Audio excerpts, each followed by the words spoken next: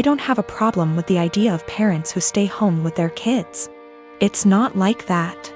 I get that childcare is expensive, and that oftentimes it just makes sense.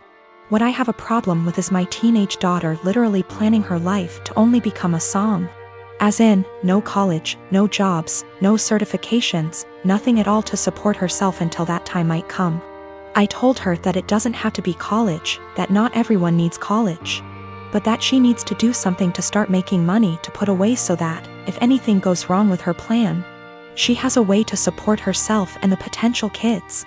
Her feedback was that her backup plan was me and my husband. She would move in with us and go from there. We would help them survive. I told her then, what happens if we die, or we're incapacitated? She said, I don't know, Mom, this is ridiculous. None of it is going to happen. I told her bluntly that I don't want her becoming Nancy Botwin 2.0, that if something happens, she needs to have a backup plan and something behind her other than relying on other people. I emphasize that again, it does not need to be college. She can start working retail to learn customer service skills that she can carry on to doing call center work from home if need be. She can start working as a receptionist somewhere. She can do any number of things. But she says no, she's going to plan to be a som. With that all in mind, I asked her, when she graduates high school, what is she going to do? She said, just try to find a husband. Maybe marry someone in the military. I asked her again, in between that time, how is she going to pay her bills? Her rent? She said she assumed she would be living at home.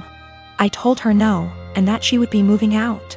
She could live at home if she gets a job or tries to get some kind of community college degree or certification. But that if she insists on being a deadbeat loser and waiting for a man to come and rescue her, she's on her own. This didn't go over well, and I am now being held up as totally unreasonable, mean, etc. I don't think I'm wrong at all. I want to set her up for a lifetime of success and happiness. If this wonderful man who comes and whisks her away, knocks her up, etc., gets injured or dies, I don't want to have her come knocking at our door because she can't afford to take care of herself. I am a 26 years old female. Me and my fiancé, he's 28, been engaged for 4 months. We're planning on having our wedding on October 18th. My future mother-in-law kept annoying me and sending me suggestions for choosing the right wedding dress, and said that she knew better and tried to get me to approve of wedding dresses that she chose. And when she couldn't enforce her decision, she demanded that I take her with me to buy my wedding dress so she could have an opinion. Before I went shopping, I called her to ask if she wanted to come, but started making excuses about how busy she was with my sister-in-law. I went shopping with my mom and I was able to find a really nice dress, although it cost me a little over what I saved up for. But it was worth it. I made some changes to it and it was perfect. It arrived to my apartment at the end of the week. I made sure it was stored in a safe place so it doesn't get ruined. Yesterday, I got back from my mom's house and found that my fiancé wasn't home, neither was the dress. I called him immediately, knowing that he must have taken it to show it to his mom, since she continuously asked to see it and refused to have me send her pictures of it on Facebook. I was so mad when it was confirmed that my fiancé took it to show it to his mom. He said he was gonna be home in 30 minutes. After he went to the supermarket, I waited for longer than I had to, and then when he arrived I ran to get my dress. That was buried underneath grocery bags. I took it to check on it and its zipper was broken, and the dress itself, fabric, was stretched out. I was like, what the happened to it? My mother-in-law must have tried it on, because it looked ruined. The straps were almost loose. I had to call my mother-in-law when my fiancé told me his mom and sister took turns to try it on. I was absolutely livid. She told me she did nothing wrong and that I was making a big deal out of it. She said she'd get a replacement for the broken zipper. But I told her to pay for a new dress since it was stretched out and no longer fitting. She refused and said that I probably wasn't happy with my dress choice and wanted her to pay so I could get a new one. I yelled at her for trying it on and ruining it. That she and my fiancé were responsible for ruining my dress, so they should pay for a new one. It's done, no longer fitting.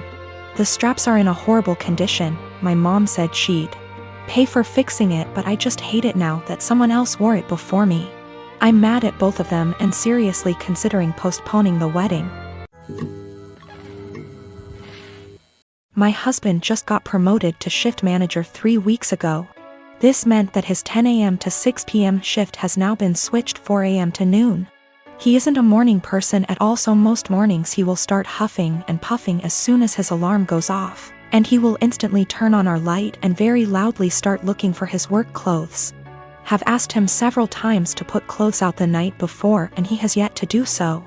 I have also asked him to not turn the light on or be super loud. After all, when I worked at 5 a.m. I made sure to be respectful of him sleeping. So yesterday morning when he got up at 3 a.m. and flipped on the light, I grabbed my stuff and went to the guest room. He came in and asked what I was doing. I told him that since he didn't respect me sleeping at all, that I would be staying in the guest room from now on. He made a comment about the light will only be on for 5 freaking minutes. Which is not true. He turns the light on, finds himself clothes and then goes to take a shower without turning the light off. If I turn the light off, he will come back into the room after the shower and turn it on again to grab his socks and put on his shoes. Which also pisses me off because shoes stay in the kitchen by the door and there's no reason he can't put them on at the table. Anyways, instead of understanding, he just got angry. Mainly because he is not a morning person and he doesn't like dealing with anything in the AM. So, while he was at work yesterday, I moved all my stuff into the guest room. Last night he practically begged me to sleep in the bedroom and promised to let me sleep. Well, this morning he flips on the light again, so I sit up and I'm like, are you kidding me right now? And he says, I'm being quiet. As if that was the only issue. So I went into the guest room and locked the door. I told him I was staying in here from now on despite his efforts to sway me. He thinks I'm overreacting. I work 4 p.m. to midnight. And cute little tidbit, I'm the breadwinner. I make nearly $5 more on my hourly wage. My daughter is 16 years old and in high school.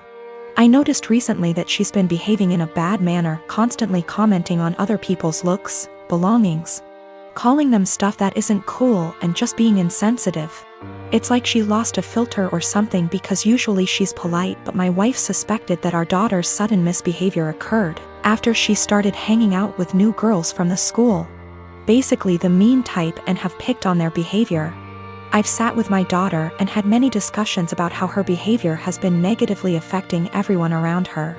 Our housemaid is the person most affected here, and my daughter has chosen her to be her target for hair, clothes, etiquette, criticism.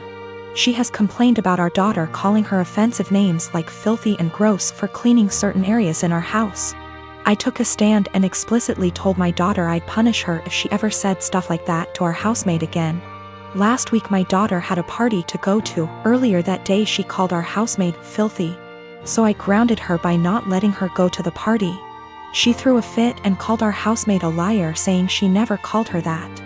That was the end of it. Days later my daughter came to me saying she couldn't find her iPhone after looking everywhere. She asked me to call her number and I did. My wife and I were stunned to discover that the iPhone was ringing inside our housemaid's bag. I had in confrontation with her immediately and she denied and cried, saying she never touched the phone nor had any idea how it got there. I noticed my daughter calling her thief repeatedly, so I told her to stop and go to her room. I checked the indoor camera before continuing the argument and saw my daughter place her iPhone inside our housemaid's bag. I was livid. I apologized to the housemaid and gave her the rest of the day off. I then showed the video to my daughter and she was absolutely speechless. I said what she did was immoral and straight up offensive to tamper with that poor woman's livelihood over a petty party she couldn't go to. I told her she was grounded and will have to spend the night in the backyard. She is a germaphobe. But she cried, begging me to not make her sleep with the dirt, insects, and hot temp. I refused to discuss it or I'd make it 2 nights. My wife said I should go easy on her, but I said calling people filthy and accusing them of stealing wasn't okay. In fact, it was the absolute worst. I then went through with my punishment. The reason I chose this punishment was because of the fact that my daughter says she is a germaphobe and used this as excuse to insult others' hygiene and appearance. Our backyard has dirt and bugs in it, and this kind of things get her uncomfortable, but other than that the backyard is 100% safe.